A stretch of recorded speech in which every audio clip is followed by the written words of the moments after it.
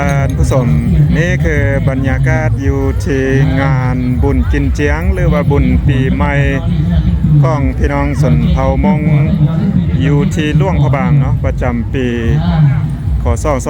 2025พี่น้องความจริงแล้วงานนี้เพิ่นว่าจัดตั้งแต่วันที่15จนฮอดวันที่25เดือน12แต่ว่าปีนี้เห็นว่าการโยนมะขอนเนาะการเริ่มเมื่อวานนี้เนาะก็คือวันที่20พี่น้องวันที่20เมื่อนี้วันที่21แรงๆนั่นนึงแล้วเนาะคนอาจจะนี่ไล่พอสมควรเพราะว่าตอนเช้าอุ่นใจบ่มีเวลาเข้ามาเดี๋ยวจะพาเลาะเบิ่งบรรยากาศพร้อมๆเนาะเกียนี้ตอนเช้ามื้อนี้คนน่าจะหลายเพราะว่ามื้อนี้เป็นวันอาทิตย์เนาะวันพักวันผ่อนพี่น้อง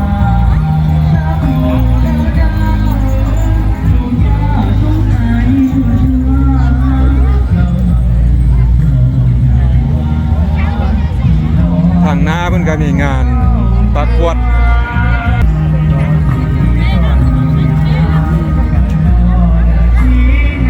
การโยนมักขอนนี่ก็ว่าบ่เห็นเลยตอนนี้เนาะบ่แน่ใจว่า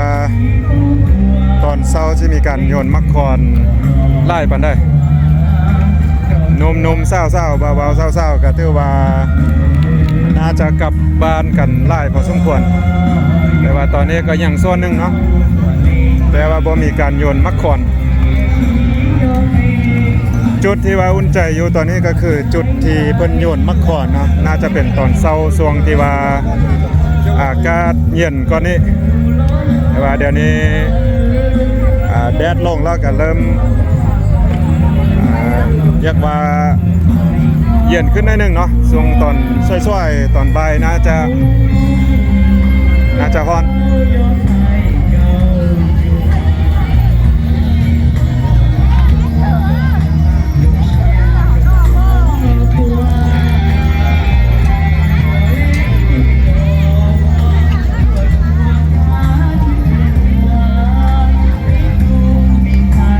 จุดที่ว่าเพิ่นฉลองบุญปีใหม่ส่วนเผ่ามงก็อยู่จุดเดิมของปีกายปีก่อนบ่พี่น้องบ้านวังเงินแต่ว่าปีนี้ต้นไม้นี่ถือว่าเพิ่นตัดออกหมดเพราะว่าปีกายนี้จะมีต้นไม้สักเนาะอยู่เขตนี้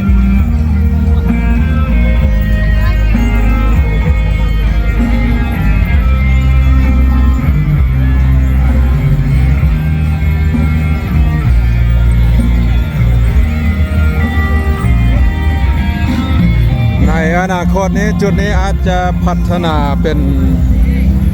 บ้านเราพี่น้องในอนาคตนี้อาจจะบ่ได้จัดอยู่จุดนี้เพราะว่าตอนนี้ก็เห็นว่าเพิ่นปรับเด่นนี่ต้นไม้ก็ตัดออกหมดแล้วเนาะ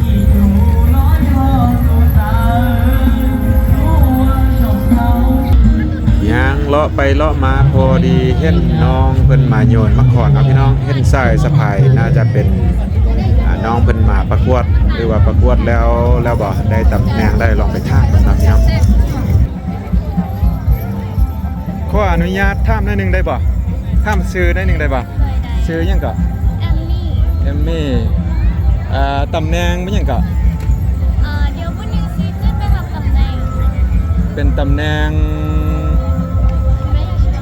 ยาชิรางวัลพิเศษจากประเทศไทยโอ้เนาะ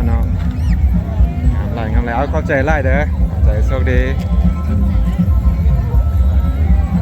ก็คือน้องเพิ่นประกวดได้รางวัลพิเศษจากประเทศไทยว่าซั่นพี่น้องจังน้อยตอนแรงเพิ่นจะไปขึ้นไปรับรางวัลอยู่ที่เวทีผู้งามพี่น้องน้องเพิ่นก็น่ารักดีเนาะสมกับรางวัลพิเศษจากประเทศไทยนั่นเองพี่น้องสบายดีแนะนำตัวเด้ซื้อหยังซื้อน้องซื้อเป็นหยังก็น้องมาจากบ้านได้มาแต่สัญญาบุรีเนาะโอ้เป็นมงสัญญาบุรีบ่มามื้อทำอิฐบ่หรือว่ามาไล่มื้อล่ะมามื้อทำอิฐนะ โอเคมวนๆเด้อมวนๆเด้อขอบใจไล่อันนี้ก็คือน้องเพิ่นมาจากไสยบุรีพี่น้องเดี๋ยวไปเลาะเบิ่งต่อนะนอกจากพี่น้องชนเผ่ามงมาจากเขตแขวงหลวงพระบางแล้วก็จะมีมาจากต่างแขวงต่างเมืองนะเพื่อมาเริ่มฉลองบุญปีใหม่อยู่ที่หลวงพระบางพี่น้องก็คือฮู้กันเนาะพี่น้องเนาะส่วนเผ่ามงก็มีอยู่ไล่แซกไล่แสงไล่ซี่เนาะอันนี้ก็เป็นซี่เขี้ยวดำงามเลยพี่น้องสุดงามคนก็งามเนาะ รู้สึกว่าตอนนี้มีคนเริ่มกลับเข้ามางานอีกตึมพี่น้องเช่นบ่าวๆเศร้าๆหนุ่มๆเศร้าๆเข้ามาสถานที่แห่งนี้ไล่ขึ้นน่าจะมาเกี่ยมเบิงเพิ่นจะมีการประกวดนะในตอนแรงแต่ว่าตอนนี้ก็เริ่มแล้วนะเริ่มแล้วพี่น้อง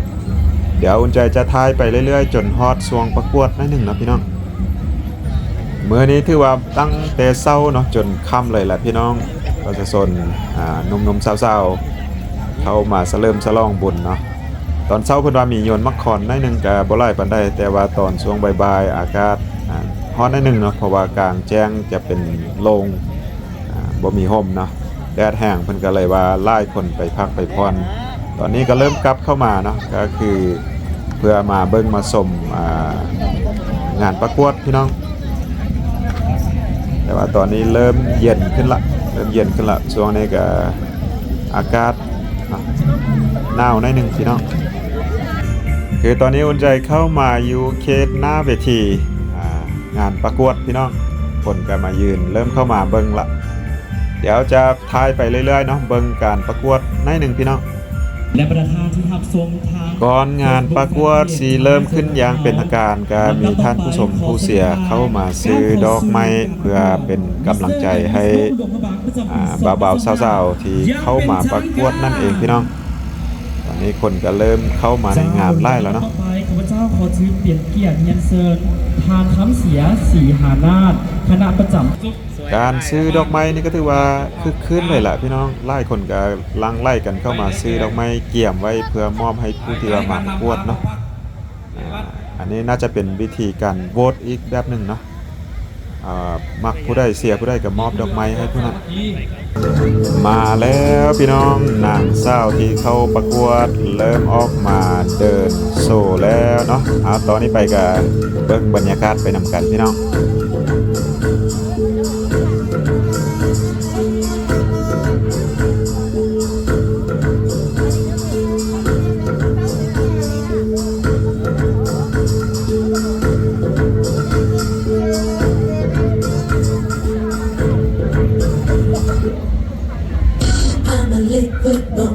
พระบางประจำปี2025และหลังจากที่น้องๆได้เปิดตัวแล้วน้องๆจะออกมาได้น้ำหวานในลำหมายเลขและให้อนุกรรมการเริ่มลงคะแนนได้เลยเจ้า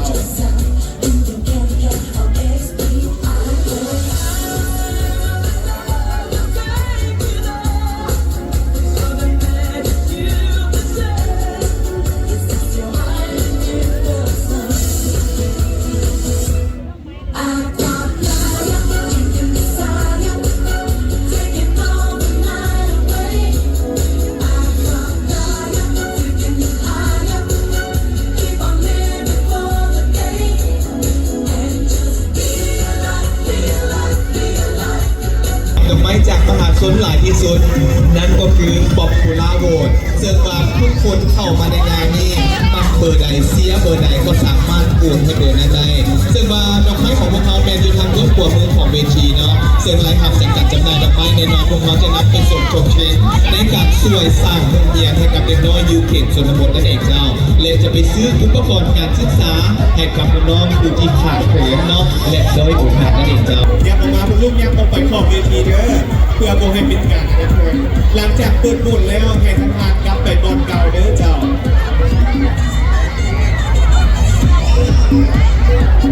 อย่าลืมมาป๊อปปูล่าโหวตของพวกเขาเมนจะได้ผ่านเข้ารอบแบบอัตโนมัติหลานน้อยคนไหนนะครับป๊อปปูล่าโหวตหรือดอกไม้จากมหาชนหลายที่สุดจะได้ผ่านเข้ารอบ15 คนสุดท้ายแบบอัตโนมัตินั่นเองเจ้า แต่โมเมนต์รอบสองในการตรวจเด้อรอบหนังเจ้าเรื่องการรอบสองพวกเขาจะเปิดตัวอีก สองแมนและคะแนนโหวตของแมนจะนับต่างจากน้องดอกไม้ที่น้องได้หักต้องหัวกระดาษประจำปี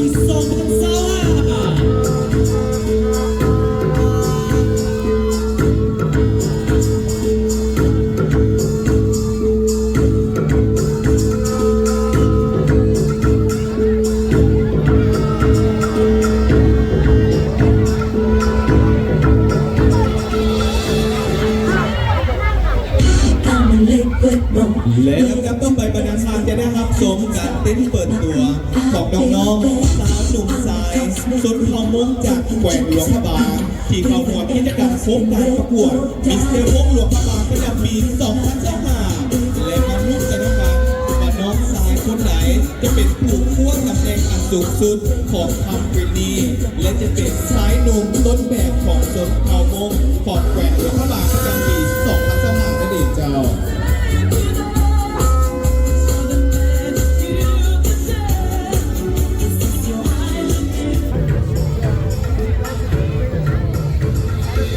และเป็นตัวเป็นด้วย HCL 122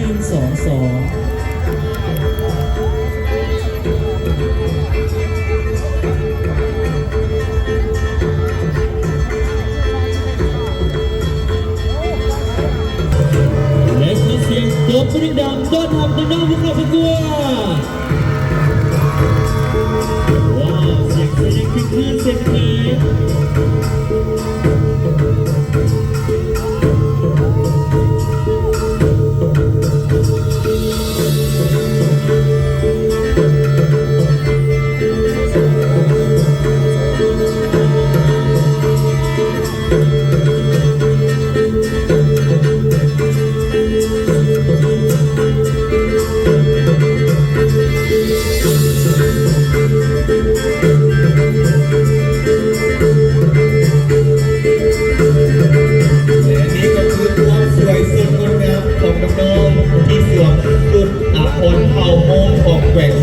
นั่นเองเจ้าเป็นการตรวจสอบวัฒนธรรมผ่านวัฒนธรรมการดึงถือและรบกวนอนุกรรมการรวมคะแนนให้เลยเด้อเจ้าข้าพเจ้าจะให้ทีมงานไปเก็บ น้องมีความรู้สึกตื่นเต้นและดีใจหลายที่ได้เป็นหนึ่งในผู้เข้าประกวด โดยซึ่งน้องขณะได้สมโหไล่ยางอยู่ในการเข้าประกวดนี้มีอาจารย์มาสอนน้องๆอย่างดีหลายก็ขอบใจ ขอบใจหลายๆ ส่วนว่างานประกวดนี้ก็จะซืบต่อเนื่องไปเรื่อยๆเนาะพี่น้องจนน่าจะฮอตเดึกพุ่นแหละมื้อนี้แต่ก็ต้องขอโทษขออภัยนำท่านผู้ชมหลายๆที่อุ่นใจจะบ่ได้ทายไปจนจบเนาะแต่ก็สิขอจบวิดีโอไว้ซ้ำนี้พี่น้องจังได้ก็คือเก่าขอบใจทุกท่านที่เข้ามาติดตามและรับชมเจอกันคลิปต่อไปสบายดี